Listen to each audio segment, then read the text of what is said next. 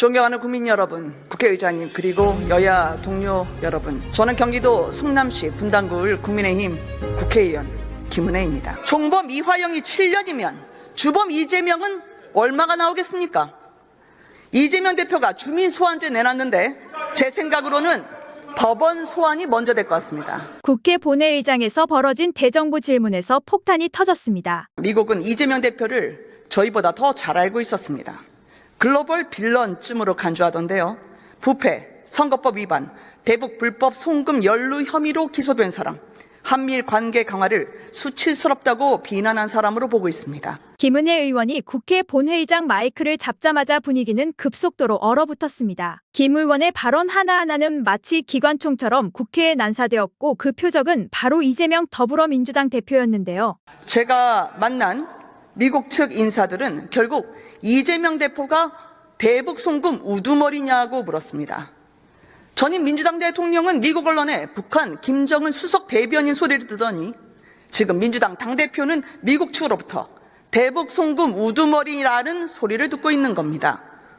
대행님, 이래서야 미국이 이재명 대표를 동맹 파트너로 인정할 수 있겠습니까? 김은혜 의원은 숨길 것도 돌려 말할 것도 없다는 듯이 이재명을 향해 대북 송금 우두머리라는 직격탄을 날렸습니다. 국회 본회의장은 순식간에 혼돈에 빠졌고 민주당 의원들의 고성이 터져나왔지만 김은혜 의원은 전혀 흔들리지 않았는데요. 무엇보다 이재명 대표에 대한 대북 송금 사건의 우두머리라는 미국의 평가는 한미동맹의 리스크입니다. 이재명 대표의 존재 자체가 내유 외환을 야기하고 있는 것입니다. 제가 만난 미국 측 인사 일부는 이재명 대표를 한미 관계의 리스크로 보기도 했습니다. 대행님, 미 의회 조사국의 계엄 탄핵 보고서 보신 적 있으십니까? 보지 못했습니다.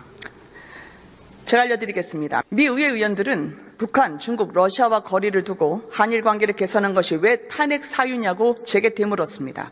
또 미국 인사들은 특히 대북 송금 사건에 관심이 많았습니다. 미 연방정부 산하 VOA는 이재명 대권을 위한 송금 성격이 짙으며 미 대북 제재 위반이라고 보도하고 있습니다. 미 국무부와 유엔 제재 대상이 될 수 있다고 또 언급을 하고 있습니다. 대행님, 쌍방울의 800만 달러 불법 대북 송금 사건을 아시죠? 제가 간략하게 설명을 해드리겠습니다. 네. 문재인 대통령의 남북 정상회담 방북에서 제외된 이재명 당시 지사가 단독 방북을 기획해서 쌍방울을 부추겨 북한에 800만 달러를 불법 송금 대납하게 한 혐의입니다. 종범격인 이화영 전 부지사, 김성태 전 회장 모두 중형을 선고받았습니다. 대행님, 북한에 현금을 보내면 안보리 결의 위반뿐 아니라 미국의 독자 제재 대상이 됩니다. 알고 계시죠? 네, 그 행위 자체는 그런 걸 알고 있습니다. 쉽게 말하면 미 동맹국의 유력한 대통령 후보가 미국 입국이 금지되는 블랙리스트에 오를 중대 범죄 피의자로 간주되는 겁니다. 글로벌 빌런 때문에 대한민국이 글로벌 망신거리가 되는 거죠. 김은혜 의원은 이어서 미국의 제재 대상이다, 글로벌 빌런이다, 대한민국 정치의 악당이라는 표현까지 거침없이 쏟아냈습니다. 김 의원의 입에서 뿜어져 나오는 단어들은 마치 불길처럼 번져나갔고 민주당은 이를 막아보려 했지만 역부족이었는데 국회 본회의장에서는 소란이 극에 달했습니다. 그렇다면 김은혜 의원이 왜 이런 발언을 했을까요? 바로 김 의원이 최근 미국을 다녀왔기 때문입니다. 미국에서 만난 인사들이 이재명 대표가 대북 송금 우두머리냐 하고 직접 물어왔다고 합니다. 여러분, 이게 무엇을 의미할까요? 대한민국에서조차 확정 판결이 나지 않은 이 문제를 미국이 먼저 알고 있고 거기서도 이재명 대표를 위험인물로 간주하고 있다는 뜻입니다. 대한민국을 둘러싼 국제적인 시선이 이재명을 어떻게 바라보고 있는지 적나라하게 보여주는 것인데요. 김은혜 의원은 대정부 질문에서 최상목 대통령 권한대행을 상대로 강도 높은 질의를 이어갔는데 미국이 이재명 대표를 대한민국보다 더 잘 알고 있다라는 충격적인 말을 전하며 이재명이 미국의 신뢰를 잃은 것은 물론 국제사회에서도 리스크로 평가받고 있다고 지적했습니다. 최상목 권한대행도 이에 대해 동의하는 의견을 피력하자 민주당 측은 더 이상 참지 못하고 발칵 뒤집혔습니다. 국회는 그야말로 난장판이 되었고 김은혜 의원의 발언이 계속될수록 민주당 측의 고성도 점점 더 거칠어졌는데요. 이쯤 되면 한 가지 질문이 떠오르지 않습니까? 진실을 말하면 항상 이렇게 시끄러워지는 걸까요? 진실이 밝혀지는 것이 두려운 걸까요? 하지만 김은혜 의원은 물러서지 않았습니다. 김은혜 의원은 한미동맹의 중요성을 강조하며 민주당이 원전 관련 연구개발 R&D 예산을 무려 90% 삭감했다고 강하게 비판했습니다. 트럼프 대통령이 에너지 완보를 위해서 제일 이야기하는 원전, 수dum 냉각 기술, 빌 게이츠도 개발해서 주목받았습니다. 근데 이 혁신 기술 R&D 예산이 90% 삭감이 되더라고요. 한미동맹 전략협력 산업이 삭감이 아니라 숙청 수준이었는데 이렇게 잘라낸 25년도 예산이 4조입니다. 근데 이렇게 삭감해놓고 성장이라뇨. 이거 한참 커가는 아이 밥그릇을 빼앗아놓고 무럭무럭 자라라 덕담하면 좀 이상하지 않습니까?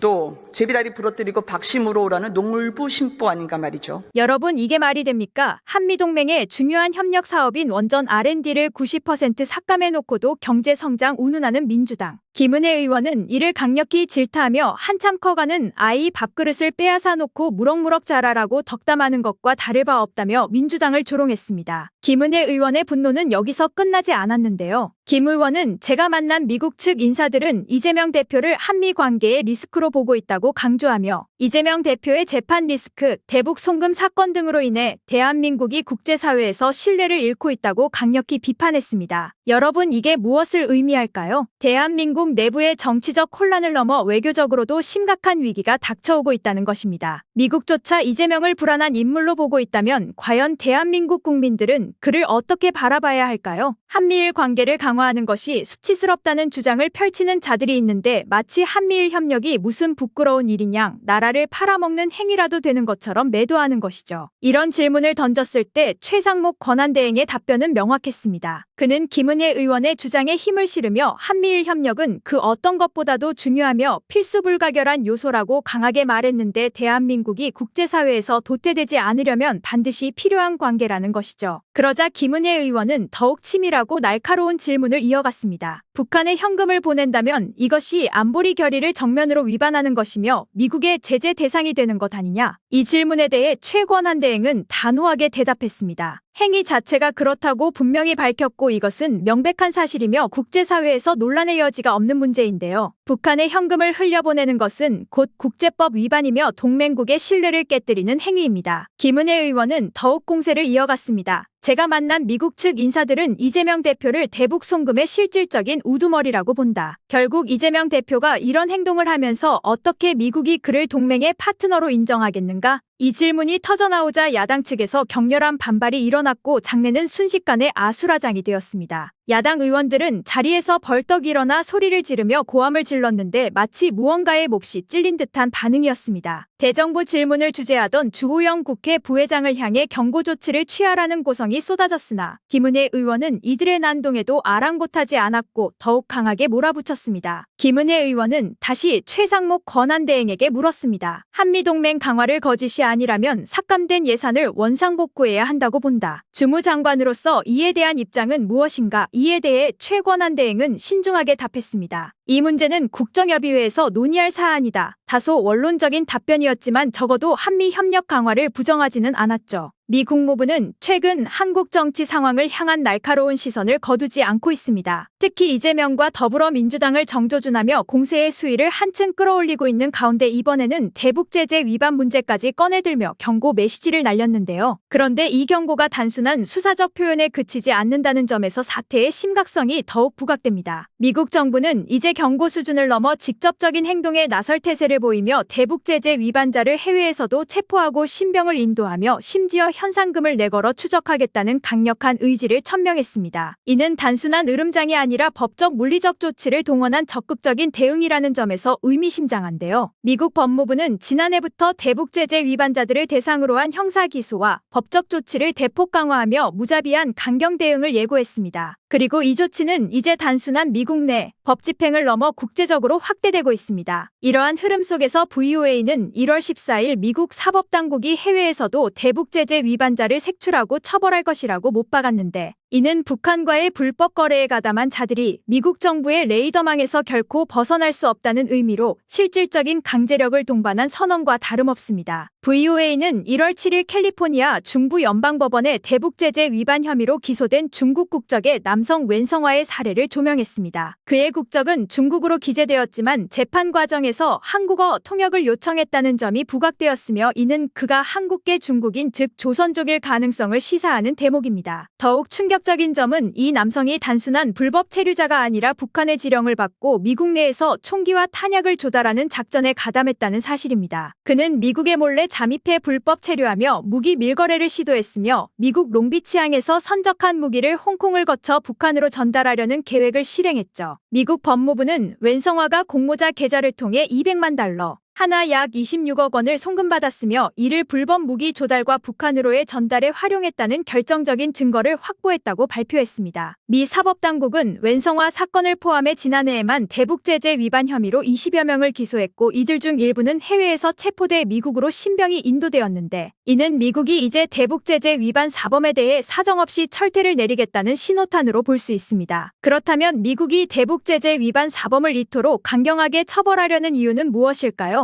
그 배경에는 북한의 핵과 미사일 개발이 있습니다. 대북제재 위반 행위가 북한 정권에 직접적인 자금주를 제공하고 있으며 이는 곧바로 핵무기와 미사일 개발로 이어진다는 분석입니다. 미국과 국제사회가 수년간 대북제재를 시행해 왔음에도 불구하고 북한의 군사력이 오히려 고도화된 이유가 바로 이런 숨겨진 거래와 은밀한 금융 네트워크 때문이라는 것이 미국의 판단인데요. 미국은 이미 강한 의지를 드러내고 있고 대북제재 위반으로 기소된 자들이 지난해만 해도 20명이 넘었죠. 이들에게 거액의 현상금이 걸렸고 미국은 단속의 수위를 한층 더 높이고 있는데 이는 곧 무엇을 의미할까요? 이제는 단순한 감시나 경고가 아니라 직접 체포하여 미국 감옥에 쳐넣을 수도 있다는 뜻입니다. 더불어민주당의 주요 인사들은 이 사태를 직시하고 감옥에 갈 준비는 하고 있는지, 과연 그들은 이 무시무시한 현실을 깨닫고 있는지 궁금할 뿐입니다. 그리고 방송에서도 거듭 강조되었듯 미국이 직접 체포 작전에 나설 가능성이 높아지고 있습니다. 작년부터 대북제재 위반으로 이미 다수의 인물이 기소되었고 이제 미국은 더 이상 참지 않고 강력한 화력 지원을 넘어서 실제로 그들을 체포하여 미국 감옥에 수감시킬 수 있다는 가능성이 점점 현실로 다가오고 있습니다. 이재명의 대북 송금은 이미 밝혀진 것만 해도 300만 달러, 거기에 500만 달러를 더하면 무려 800만 달러에 이릅니다. 과연 이 돈이 어떻게 쓰였을까요? 미국은 이를 북한의 핵 개발과 미사일 개발에 직접적으로 사용되었다고 보고 있습니다. 즉, 이 돈이 북한의 ICBM 개발에 상당한 기여를 했을 가능성이 높다는 것인데 미국의 안보가 위협받았고 이에 대한 처벌이 필요하다는 결론이 자연스럽게 도출되죠. 그리고 더욱 중요한 점은 한국 재판부조차 이재명을 공동정범으로 판단했다는 것입니다. 쌍방울 이재명 방북비 대납 사건에서 2심 재판부는 이화영에게 징역 7년 8개월을 선고하면서 이재명을 공동정범으로 지목했습니다. 왜냐? 직접 결제를 했고 심지어 수고했다며 격려까지 했기 때문인데요. 그렇다면 이재명이 감옥에 간다면 그는 과연 몇 년을 선고받을까요? 아무도 모릅니다. 왜냐고요? 미국은 우리처럼 관대하지 않습니다. 미국은 병과주의를 적용합니다. 우리가 알고 있는 솜방망이 처벌? 그런 건 없습니다. 한 가지 죄에 대한 형량이 끝이 아닙니다. 800만 달러 송금했다고 징역 10년. 또 다른 불법 거래, 징역 15년 추가. 부정선거, 징역 20년. 하나하나 합산해서 죄를 묶어버리는 방식입니다. 결국 이재명이 받을 형량은 100년이 넘어갈 수도 있습니다. 미국이 곧 행동할 것이며 법과 정의의 이름으로 처벌을 요구하고 있습니다. 이재명과 관련된 인사들은 이 무시무시한 현실을 직시하고 그에 따른 결과를 감당할 준비를 해야 할 것입니다. 영상을 끝까지 시청해주시고 귀한 시간 내주셔서 대단히 감사합니다. 구독, 좋아요 꼭 부탁드립니다. 더 좋은 영상으로 보답하겠습니다. 건행.